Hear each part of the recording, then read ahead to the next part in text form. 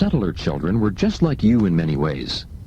They were born needing shelter, food, friends, and love. They had the same feelings as you have, the same needs, and many of the same dreams. But their lives were different from yours. They grew up in a different kind of world. What do you think it was like? Let's find out.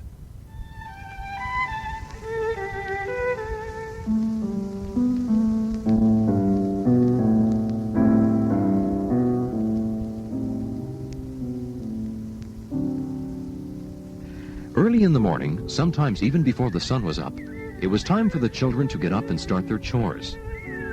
In a country home, eggs needed gathering, cows needed milking, and animals had to be fed. Even the youngest child in a settler's household had jobs to do. Children worked hard and were taught that laziness would not be tolerated. Once the morning chores were done and breakfast was eaten, it was time for school. In very early times, the children were taught at home. But as communities grew, schoolhouses were opened, and children walked many long miles for the privilege of going to class. Schools were different back then. Often they were made of logs. Many had dirt floors. All the children from every grade were taught in one room by one teacher. The room was heated by a small stove, and on cold days everyone would try to sit as close to the stove as they could to get warm. Discipline was strict. A child who dared to fall asleep during a lesson or play a trick on his friend would be severely punished. Paper, pens, and books were expensive and scarce, so children often did their work with chalk on small blackboards called slates. Learning things by memory and saying your work in front of the class were an important part of every day's lessons. Here is a page from one of the school books. Can you read what it says?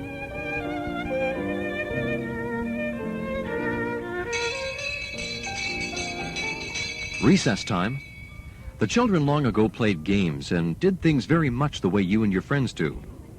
They did not have many toys to play with, but with strings, boards, and other simple things, and a lot of imagination, they made their own adventures. At the end of the school day, the children would hurry home. There was no time to dawdle because there were more chores to be done. Girls would help their mothers. They would look after younger children and help around the house.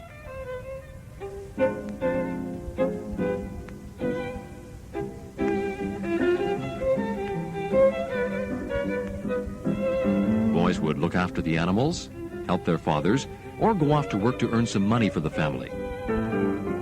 By the time supper was ready, the children were tired and hungry. The food in most homes was simple and eaten informally around the fire. In some families, however, there were very strict rules to follow at the table. Imagine this. Children could not speak until spoken to, or ask for anything to be passed to them.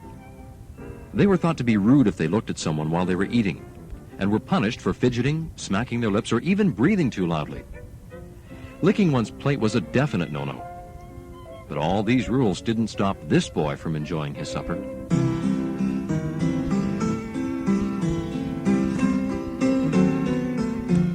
Evenings were times for families to do things together. There were no televisions, computers, or fancy toys to play with. These children spent their evenings reading, playing quiet games, or if they had a piano, listening to music. Once darkness came, the families had to use lanterns and candles to light up their homes. Bedtime came early for these children, and after such a long, hard day, they were happy to jump into bed and snuggle down for the night.